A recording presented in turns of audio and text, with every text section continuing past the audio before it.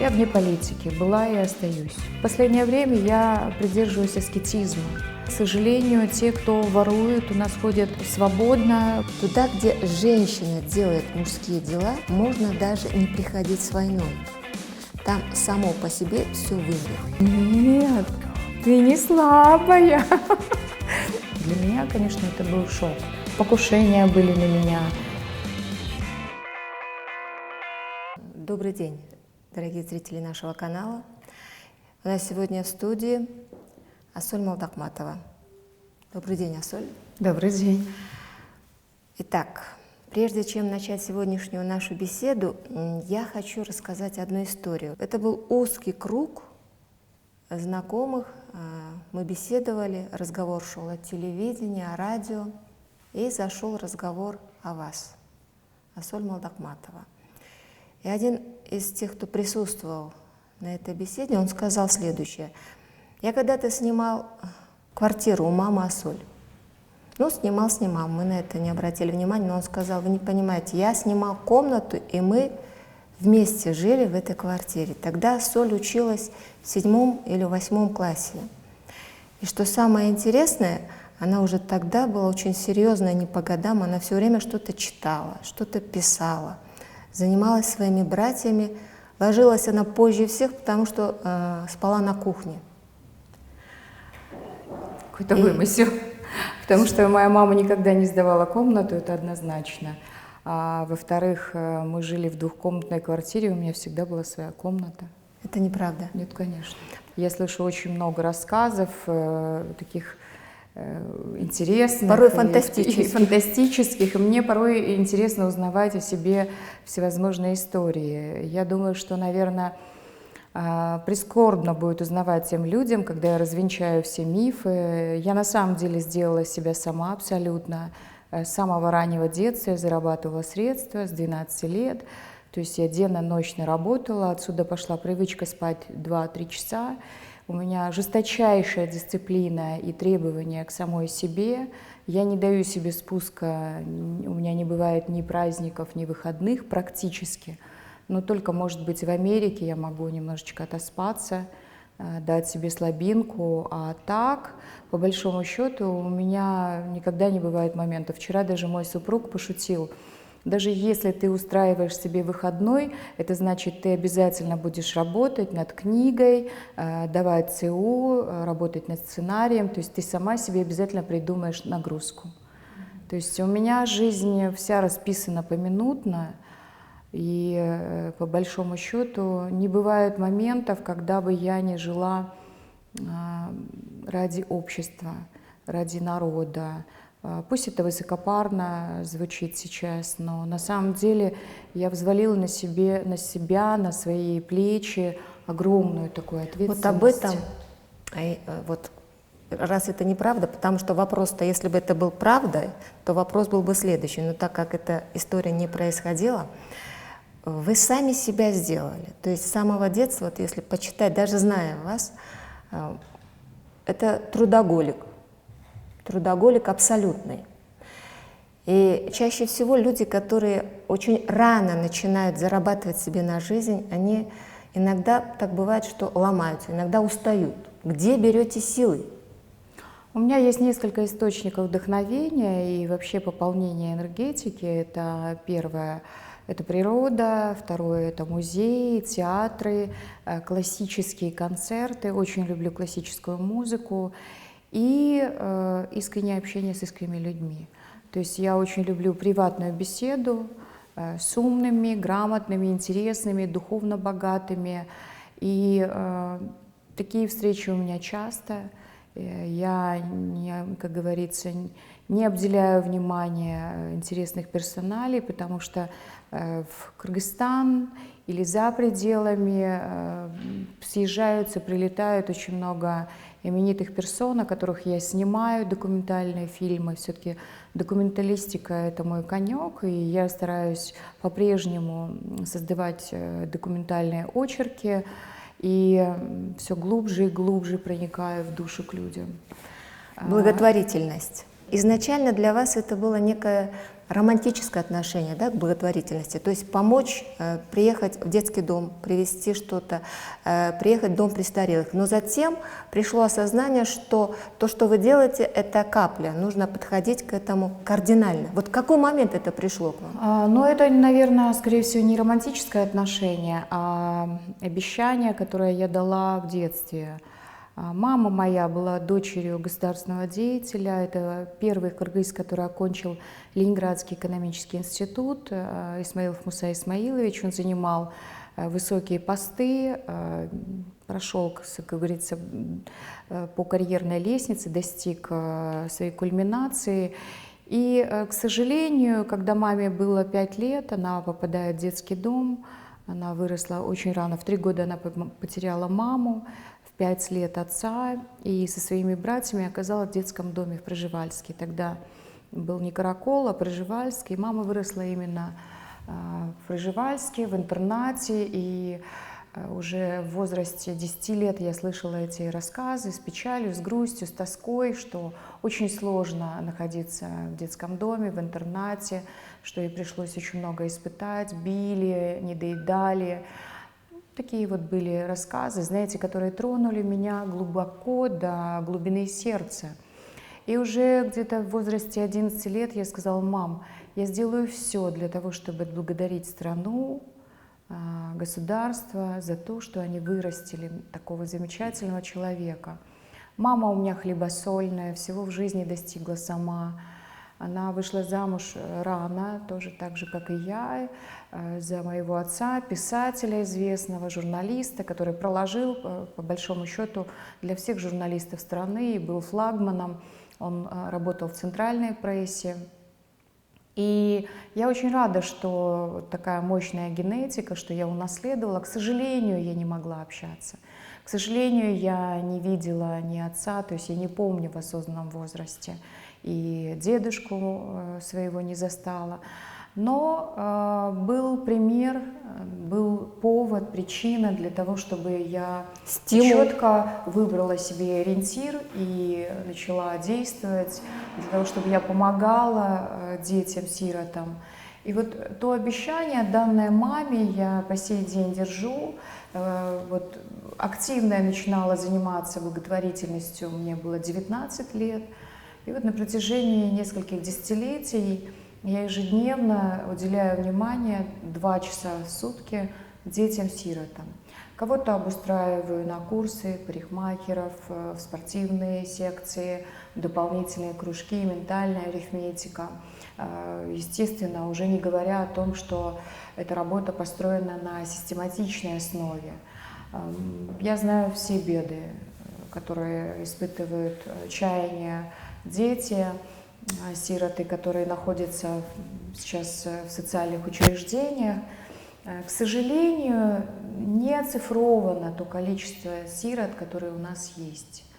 Нет ячеек, нет истории, когда ребенок попал в учреждение, как ведется, как развивается его судьба, есть ли у него жилплощадь и так далее. То есть эта информация в целом отсутствует, и дети на пороге выпуска, они оказываются у разбитого корыта. Идут просто в никуда. Они идут в никуда, чаще всего остаются на паперти. К сожалению, государство не отслеживает их дальнейший путь, а ведь траектория очень сложная. Они выходят, оказываются брошенными на произвол судьбы. Техническую профессию получать, в принципе, гораздо проще. Очень малая толика детей, которые получают высшее образование.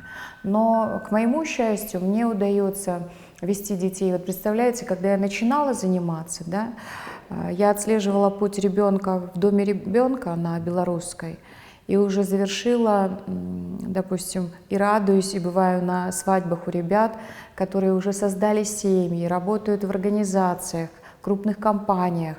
Вы понимаете, какой виток, да? Это несколько рубежей.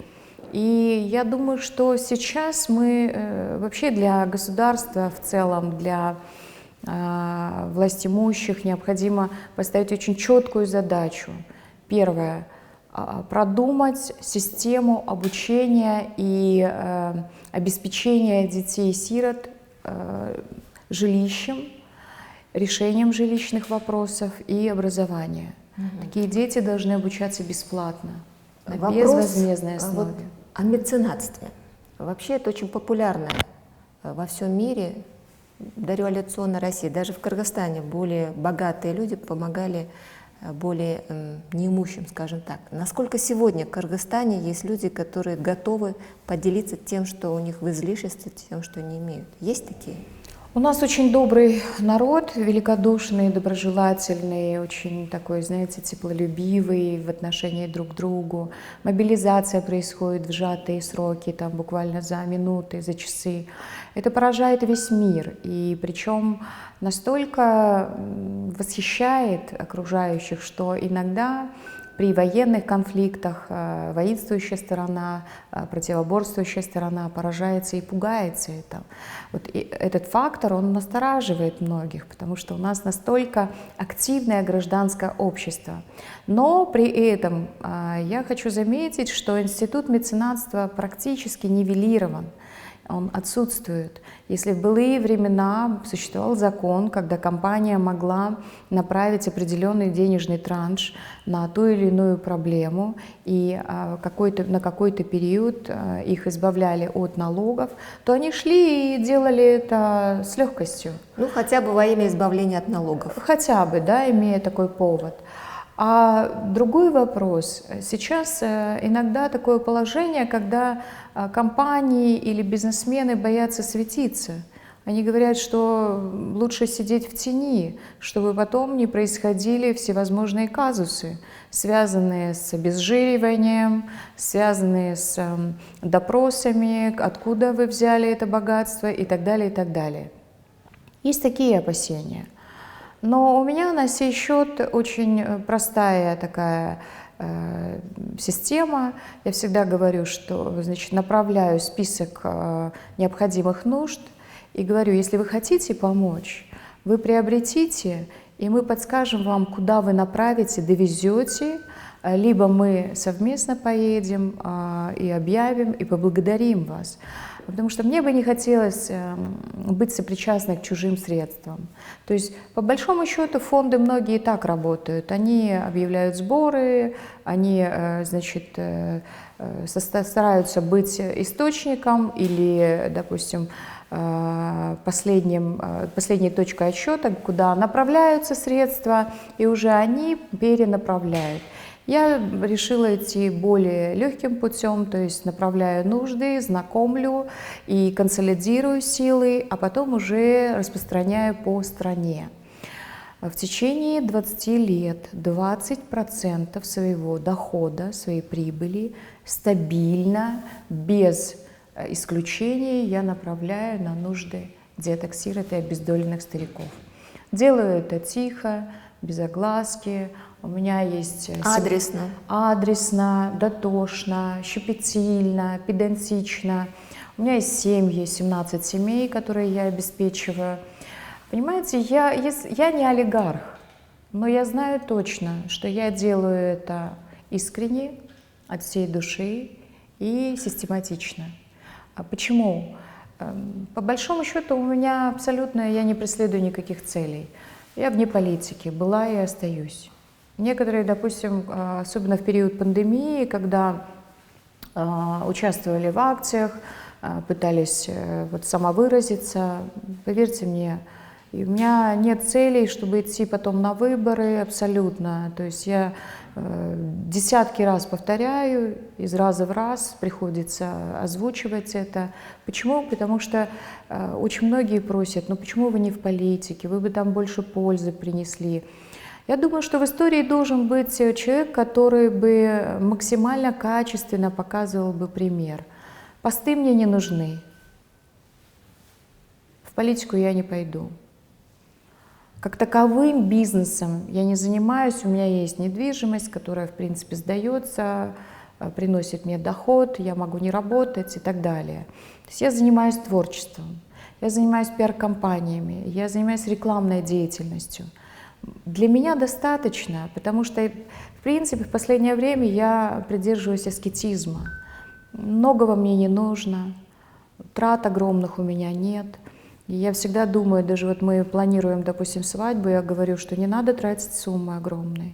Мы сделаем очень скромную свадьбу, лучше излишки мы направим детям-сиротам. Или, предположим, у меня есть друзья, которые отдыхают на Мальдивах, ездят на Бали, в общем-то, устраивают для всей семьи или покупают там невероятно дорогие, дорогостоящие авто. И я говорю, боже, сколько бы я семей кризисных, сколько бы сирот я накормила. Я бы помогла, да? Да, то есть, понимаете, это для меня такая очень большая задача. Вообще, в целом, мечта, чтобы не было, конечно, детских домов. Это должны быть семьи, в которых детки уживаются, в которых, в принципе, адаптируются, социализируются. Это вот выход из положения. Потому что эти дома престарелых, это все хорошо. Но это крайний метод. Насколько это качественно, насколько мы можем отслеживать путь, вот насколько это все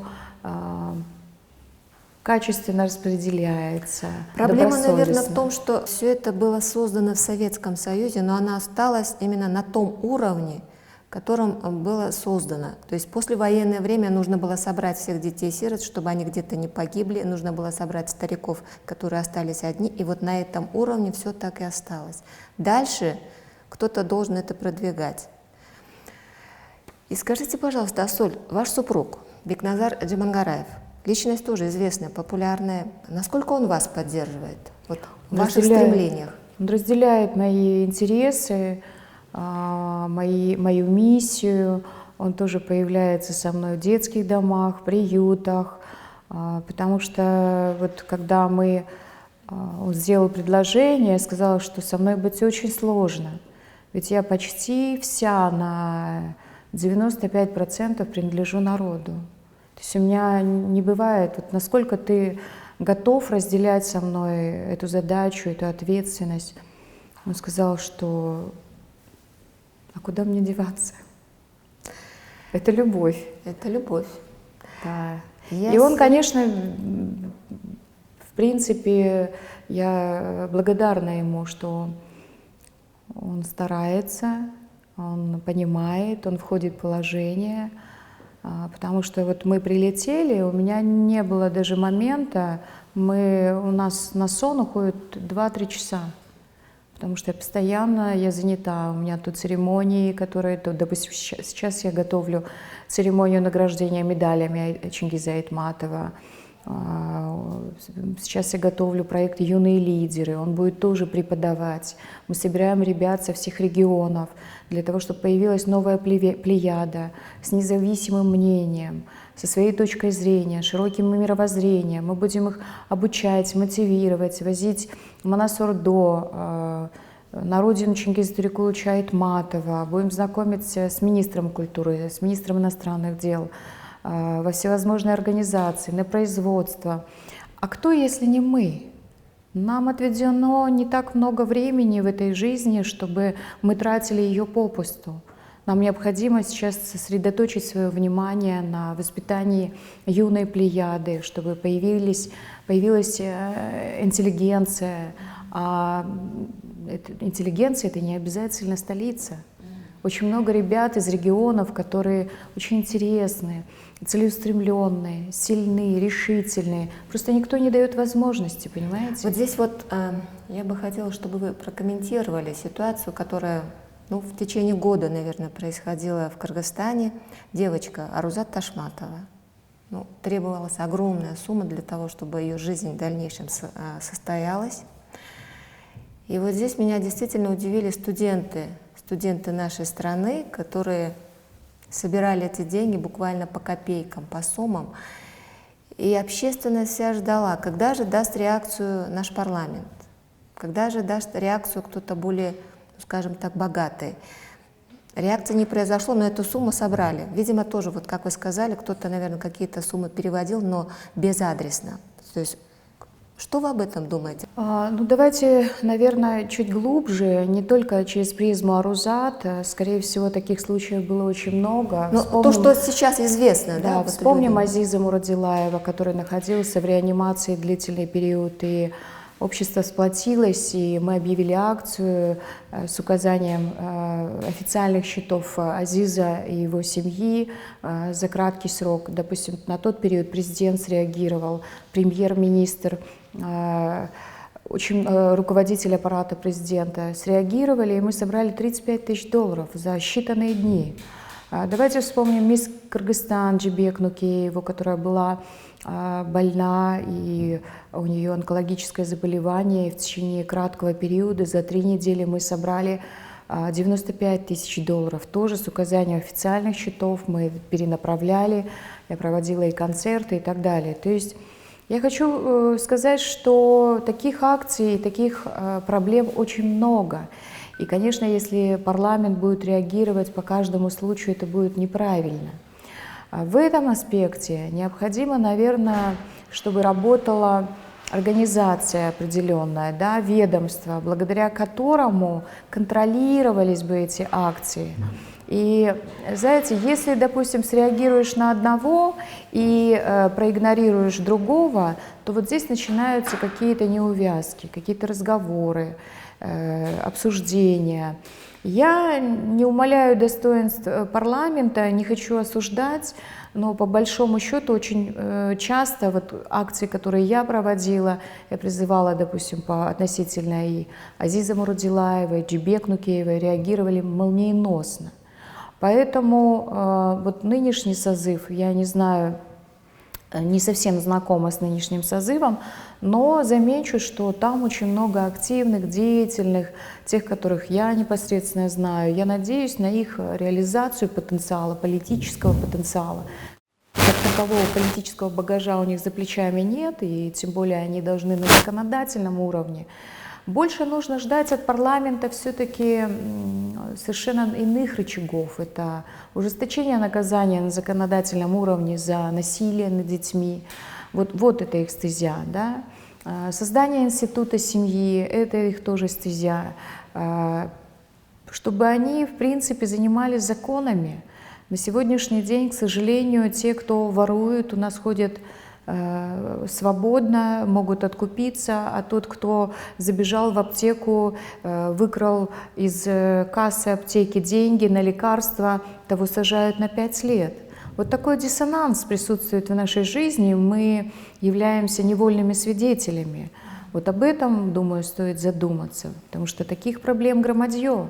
И я думаю, что на сегодняшний день есть очень много такого диссонанса, когда мы имеем на примере очень многих ситуаций, предположим, мальчик Ибрагим, который был, к сожалению, претерпел насилие физическое, сексуальное от своего родного дяди и его супруги, и так остался ребенком с ограниченными возможностями, имея при этом родного отца, и его отец женился на Диане Саимовой, которая стала для ребенка родной матерью.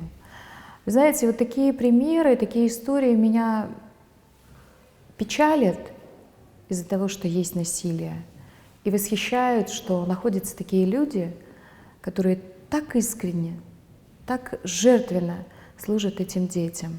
Ведь ладно, если мы понимаем, если ребенок пришел в эту жизнь, да, с ограниченными возможностями. Эти дети приходят для того, чтобы как ангелы делать нас добрее, светлее, искреннее, чтобы мы могли раскрыть свои внутренние добрые качества.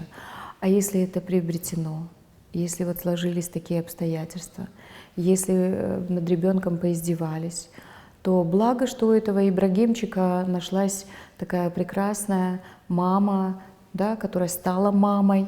Вот Диана, она же и возила и в Казань, и мы тоже помогали этому ребенку. Вплоть до того, что я звонила помощнику президента Татарстана, для того, чтобы они обратили внимание. Понимаете, и очень много историй и печальных, и радостных, с добрым исходом. Азиз Мурадилаев, который находился с циррозом печени, с открытым кровоизлиянием, у него кровоточило полностью. И он попал в реанимацию, и ночью, буквально в 3 ночи, мне позвонила его супруга и сказала: «Соль, я знаю, что вы занимаетесь, пожалуйста, спасите моего мужа». А мы с Азизом снимались в фильме, и я просто среагировала очень быстро, примчалась в спецклинику, переговорила с врачами, позвонила в турецкую клинику, в Москву, нашла профессора. То есть он тоже любимчик Бога. Я всего лишь проводник Бога. В нужное время вы взяли Да, телефон и в нужное время я я именно оказываюсь вот в этой ситуации для того, чтобы очень быстро на корню разрешить проблемы. Но я считаю, что все мы песчинки в этом мире, и я лишь только проводник. Потому что, знаете, вот Бог наделил определенной миссией и сказал: ты просто обязана помогать людям, которые находятся в очень сложной ситуации. Сейчас я бы хотела уйти немного от этой темы. В 2015 году, я не скажу, что это статья, это было какое-то обращение к мужчинам. Название, вы, наверное, это прекрасно помните: «Мужчины, перестаньте быть бесхребетными». Я процитирую вас. «Туда, где женщина делает мужские дела, можно даже не приходить с войной. Там само по себе все вымрет. Но виноват в этом, безусловно, мужчина, потерявший свой главный инстинкт, следом неизбежно теряя территорию, кусок мяса, женщину, любимое дело». Прокомментируйте, пожалуйста, это. Почему это появилось? В последнее время В последнее время очень часто наблюдаю процесс, когда женщины взваливают на свои плечи огромную ношу воспитания детей, заработки, ведения домашнего хозяйства, бизнеса и всего прочего. А мужчина просто, как бесплатное приложение, то есть он номинально присутствует в семье. Не отношу это ко всем мужчинам, это однозначно оговорюсь, да. Есть мужчины, которые достойно являются главами семейств и так далее. Но ведь очень часто мы наблюдаем, что женщины, они вовлечены в социум, они несут социальную ответственность. И мужчины на их фоне кажутся слабаками.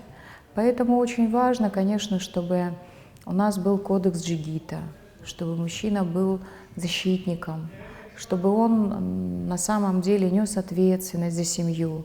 Вот посмотрите, лента пестрит новостями.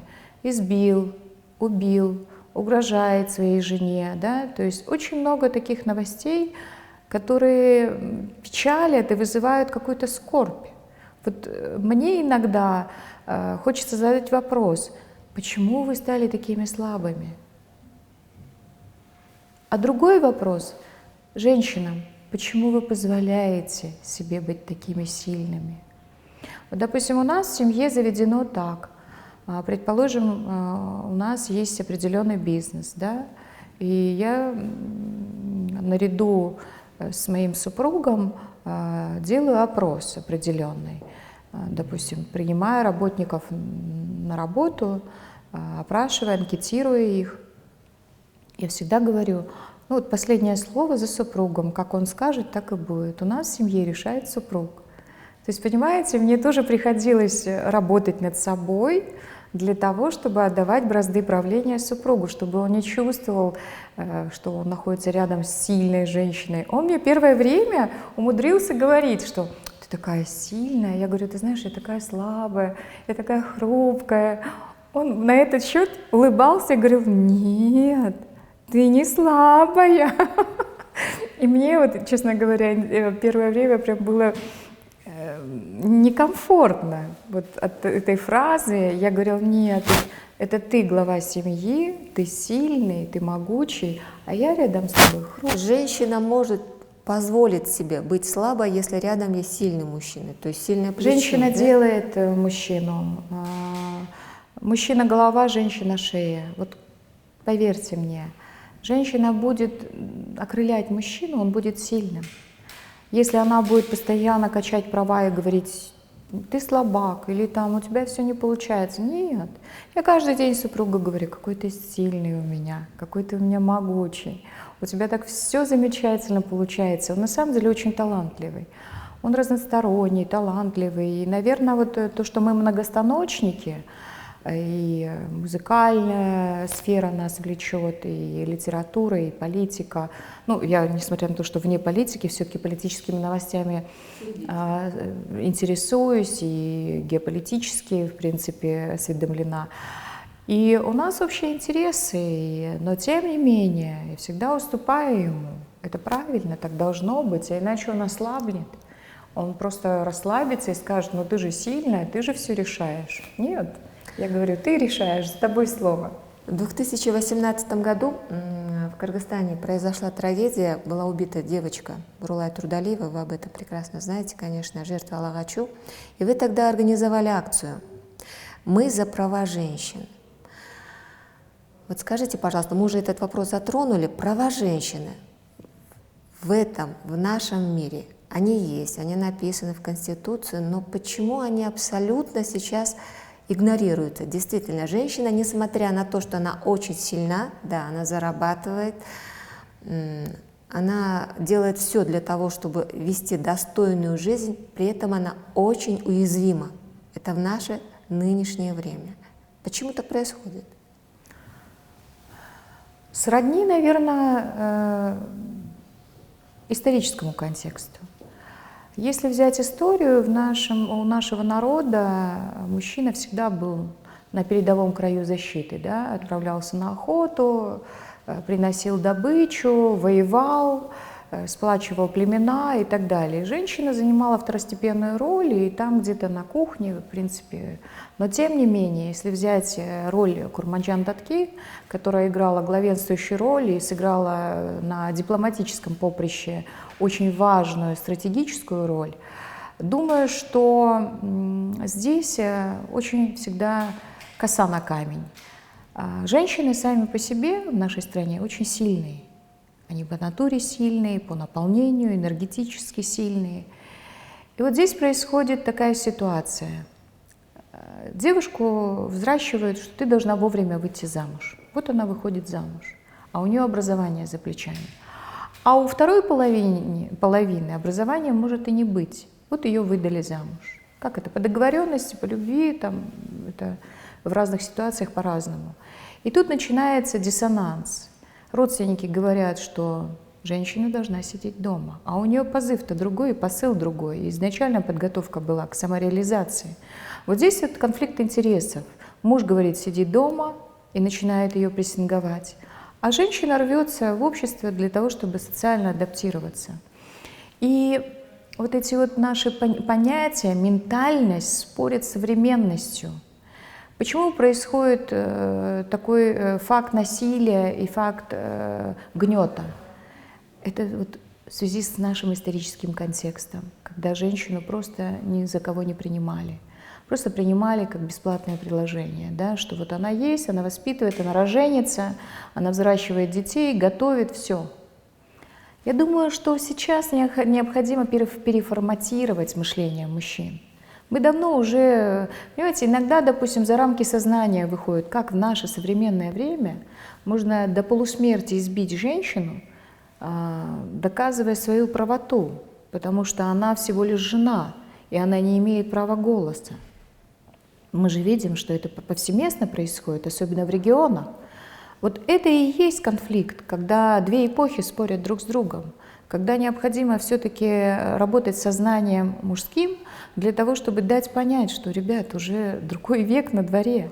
Вы должны уже современно мыслить, думать и действовать, потому что ваши слова с поступками, они должны совпадать. Вы должны понимать, что ваша жена — это достойный член общества, это гражданин страны.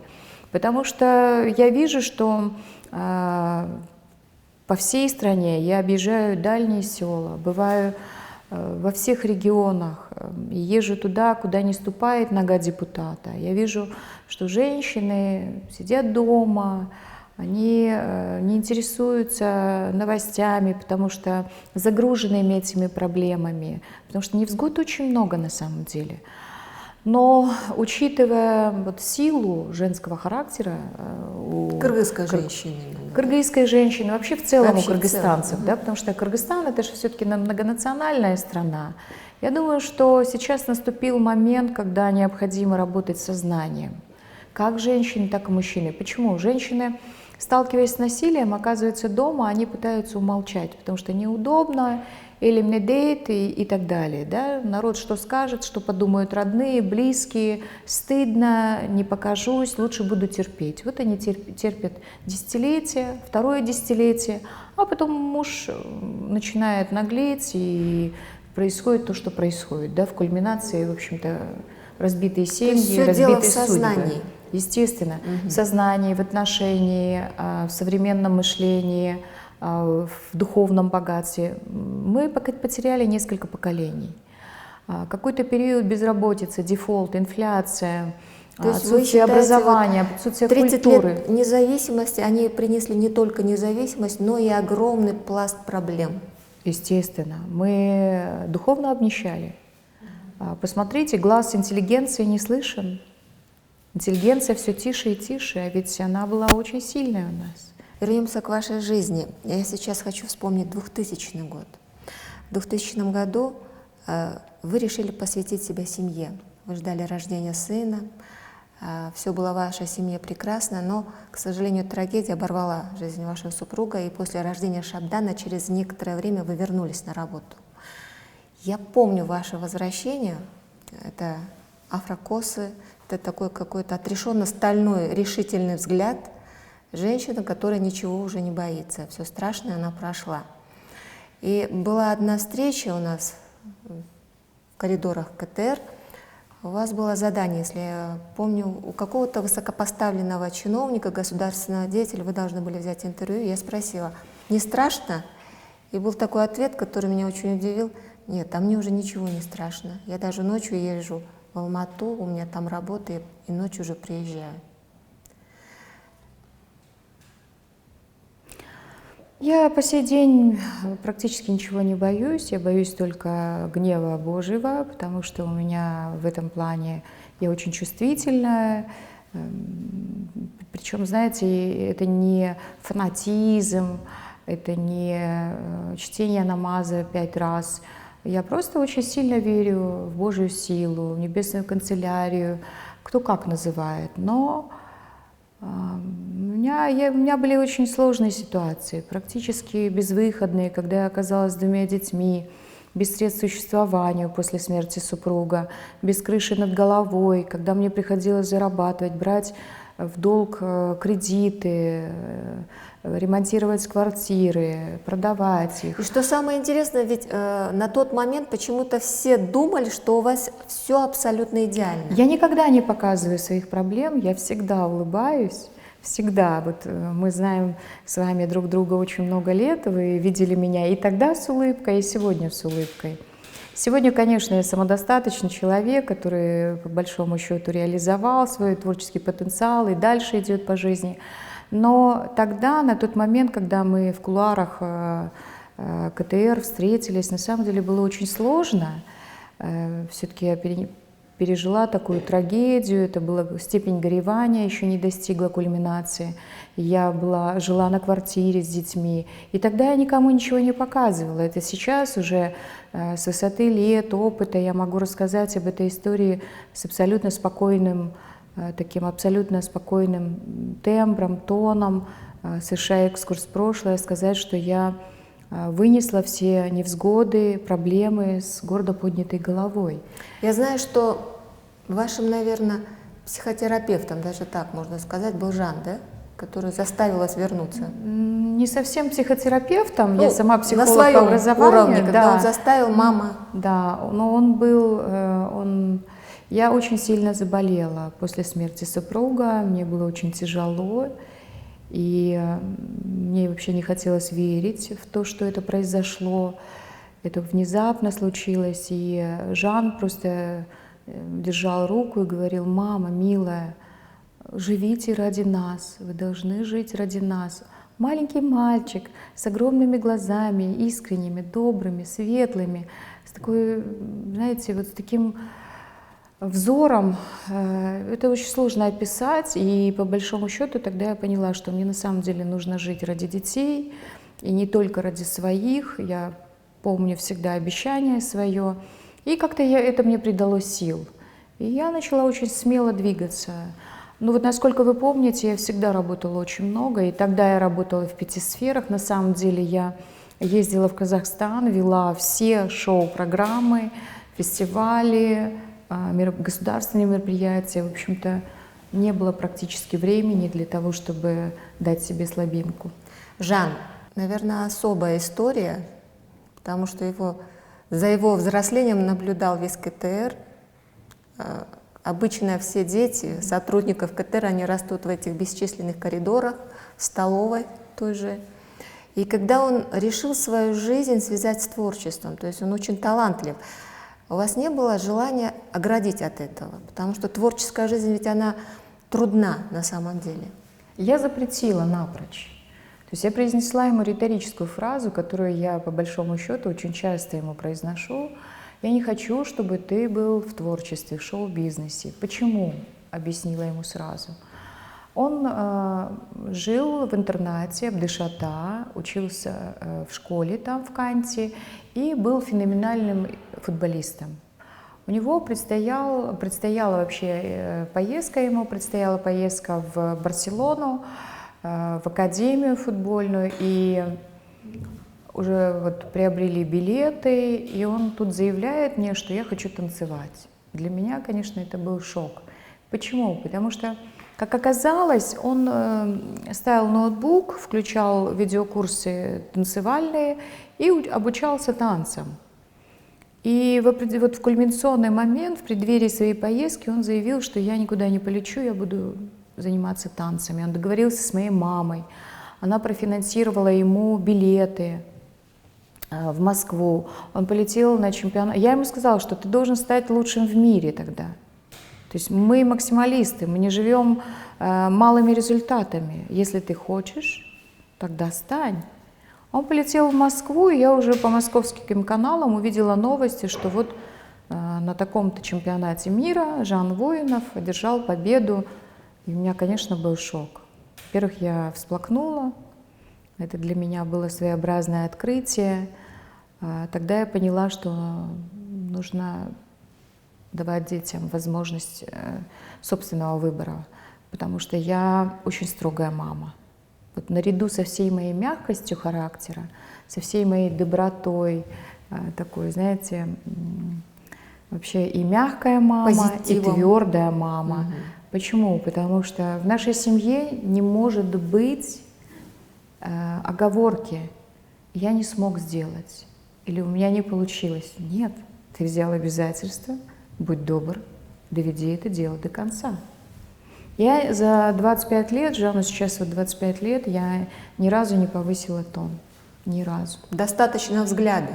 Взгляда. Он знает, если я посмотрю строго, и если я скажу, да, ты знаешь, я не ожидала, все, это будет трагедия. Сейчас он отец семейства, у вас внучка прекрасная подрастает. Какие ценности из своей семьи, где он вырос, он сейчас перенес в свою семью? Вы наблюдаете это? Он, вот, допустим, я очень много работала, и в момент нашего общения у него была круглосуточная няня, что у Шабдана, что у Жана. Правда, Шабдана еще мама с дедушкой, бабушка и дедушка воспитывали, а у Жана круглосуточная няня. И вот я приезжала, привозила его в детский магазин, и он буквально вот все полностью с полок собирал, огромные коробки. Вот он делает точно так же. То есть он так балует свое дитя. Алиша ему часто говорит: я хочу косоль, я очень хочу со соль пойти, пообщаться, там, сходить в зоопарк и так далее. И он, конечно, старается, чтобы мы быстро контактировали, потому что я очень занята, у меня очень плотный график, я вот на самом деле... Но для меня первостепенно это моя семья, всегда. была и остается на первом месте. И если, допустим, я не повышаю тон и всегда объясняю, разговариваю, то Жан такой заботливый папа. Вы знаете, мне приятно наблюдать. Он и косички ей заплетает, и ее повсюду возит, и все ей объясняет, и рассказывает. И в целом вообще я смотрю, они прекрасно воспитывают дочь. У них вот будет пополнение скоро. Я уверена, что они со вторым ребенком справятся с лихвой. Вы бабушка на расстоянии. Ну, во-первых, меня никто так не называет, это однозначно. Это да? правильно бабушка, но вас называют Асуль, вашего внучка. Да, соль, потому что это слово как-то неприемлемо Да. ко мне. Абсолютно несовместимо. Бабушка и Асуль. Да, лучше это вообще не употреблять. Хорошо. Да, это не нужно. Я вообще терпеть не могу это слово, честно говоря, и у меня поэтому только соль, да, это не нужно. Шабдан. Какой он человек? Чем он отличается от Жана? Что... И у него фамилия, он это сознательно, да, взял вашу Да, фамилию? на мне Молдахматов. завершается мой род, Мгм. то есть я единственная дочь, все остальные имеют фамилии разные, то есть у моего отца до мамы, до меня были дети, другие союзы, я принципиально не произношу слово «брак», оно мне не нравится, я не приемлю. Там дети носят другую фамилию, сыновья. Я единственная дочь Абдыкалыя Молдахматова, и мы коллегиально приняли решение, что Шабдан станет продолжателем рода, потому что не может так завершиться род Молдахматовых. И он будет продолжать, и он даст фамилию своим детям. Это очень добрый, степенный, уравновешенный, достойный джигит, рыцарь. В лучшем понимании это очень заботливый сын. Кстати, и Жан тоже очень заботливый. Шабдан очень спортивный, выносливый. Каждый день он тренируется по 3 часа. Стабильно. И если в былые времена я привозила их в фитнес-зал, и они в колясочке наблюдали, как я тренируюсь, то сегодня, когда я наблюдаю, как тренируются они, я говорю: а ты не мог бы проконсультировать меня? Вот как необходимо там бицепсы, трицепсы, поработать на косую и так далее. То есть для меня это такое проявление силы воли, силы духа и пример для подражания. Вот я не настолько настойчивая сейчас в спорте. То есть у меня получается очень много перелетов, и спорт от случая к случаю, хотя раньше я каждый день тренировалась, и это застолбилось в памяти у моих детей. И Шабдан говорит, допустим, что я добьюсь высоких результатов в спорте, очень высоких. Он является обладателем открытого Кубка Европы по кикбоксингу.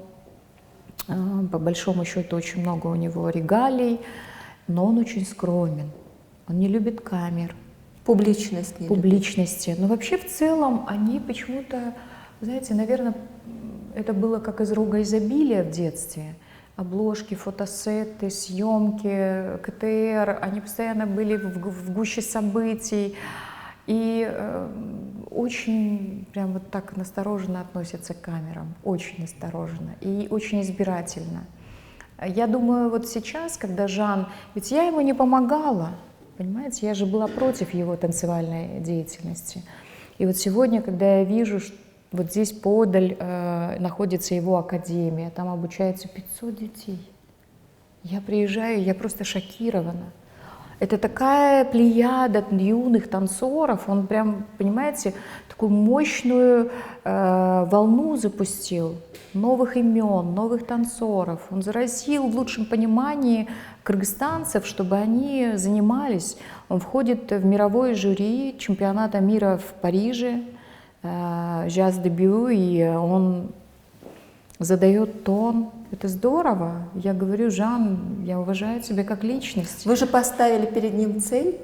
Стань лучшим, да. Ну, пожалуйста. Да, стань лучшим. И прекрасно. Он в Лас-Вегасе выступал на MTV, столько побед за плечами. С 12 лет, как и я, летает по миру. Но, правда, тогда у меня был масштаб СНГ, а он летает по миру. В 12 лет он полетел в Южную Корею, в Сеул, завоевал 2-е место. Потом сразу через Лондон прилетел в Америку, выступал в Мэдисон Сквер Гарден вместе с Джей-Зи, Бейонсе. То есть, ну, конечно, это такие результаты очень мощные. 25 лет — это очень хорошо. Ну, тогда ему было 13. А тогда, когда он Тогда ему начинал. было 13, но сейчас да. он уже достиг определенного результата. Но это только 25 лет. Ну, сейчас он бизнесмен. Все его знают как танцора, он же талантливый бизнесмен. То есть у него ночной клуб, свой бар, охранное агентство. Он предоставляет мне охрану. Его телохранители с утра до ночи охраняют. То есть охраняют не потому, что это вот какой-то фарс. Потому Нет. что ему так спокойнее, наверное. Ему спокойнее, потом покушения были на меня. И он принял решение, что мама самое святое, маму надо охранять, маму надо лелеять. У нас очень демократичные отношения. Когда-то, когда они были еще очень маленькие, я помню, я читала одно ваше интервью, и вы сказали: я ставлю себе цель вырастить из них рыцарей, тех, Да. кто будет на самом деле уважать женщин. Да. Это цели? Эта цель реализована, достигнута, да. У Шабдана есть сводная сестра, она недавно позвонила и говорит: спасибо вам за Шабдана. Вы знаете, я на самом деле ощущаю, что это моя семья. Он настолько заботливый, такой уважительный. И для меня это был самый наилучший комплимент. Вот когда говорят о воспитании детей, наверное, это высшая похвала для мамы. Скажите, пожалуйста, что бы вы хотели сами себе пожелать? Здоровье. Я думаю, что это самая главная ценность. Я поняла это в момент болезни, когда жизнь практически завершилась. Но с такой болезнью, наверное, многие стараются поникнуть, сложить руки, опустить голову. Но я же еще тот боец. Я никогда не сдаюсь, верю в лучшее, всегда озвучиваю только и работаю только на высоких вибрациях. И вот наступил период, когда я заболела, я работала, наверное, над собой по 4 часа я медитировала. 4 часа каждый день, 5 лет подряд. И по большому счету эта работа дала свой толчок и результат. Я переработала энергию. Раньше вот во мне было очень много такой, знаете, вот, наверное, энергия бойца, воителя. Сейчас больше, конечно, женская энергия. Я не надеваю принципиально ни брюки, джинсы. Вот это крайне редко. Только все девичье, все исключительно женское, то есть юбочки, платьишки. Да здравствует женственность. Да, конечно, да. А былые времена и брючные костюмы чаще всего появлялись. Сейчас только исключительно. И мне задают вопрос: вы когда-нибудь брюки надеваете? И я Было даже время, да? Да, были времена, но это все в прошлом. Потому что женская энергия, она же консолидируется и концентрируется посредством работы над собой, посредством осознания. Это же такой внутренний процесс. Поэтому очень важно, чтобы Интересный мы это процесс. понимали. Когда вы были Асоль-воительницей, когда нужно было доказывать свое «я», вы, наверное, именно в этом состоянии воспитали ваших сыновей. Сегодня они выросли, вы отпустили ситуацию, рядом с вами появился человек. Я очень рада за вас. Я желаю вам здоровья. И все планы, которые вы, наверное, поставили перед собой, они сбудутся, потому что ими занимается Асоль Молдахматова, а она все равно трудоголик, несмотря на то, что она будет жить здесь или в Америке. Нет, я буду жить здесь. Здесь, да? Да, то есть это было главное условие, когда я давала согласие и отдавала свое сердце и руку своему избраннику. Я выразила просьбу, что мы должны жить в Кыргызстане.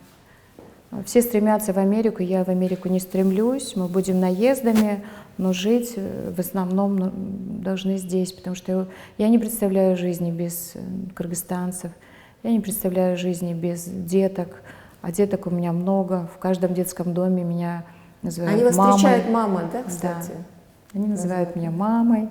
Я знаю все истории А детей. мама не должна жить далеко, Конечно. она должна быть где-то рядом. Конечно. У меня есть подруга Гульчихра, она всегда говорит: вот вы когда уезжаете, мы прям как-то чувствуем себя осиротевшими. Поэтому Никак нельзя Ваша допускать. жизнь и судьба связаны с Кыргызстаном. Да. Вот на этой ноте мы завершим сегодняшнюю нашу программу и общение. Спасибо вам. Я желаю вам удачи. Спасибо, спасибо. И вам, Рита, удачи. Спасибо. Я вас всегда с пиететом вспоминаю, вы удивительная.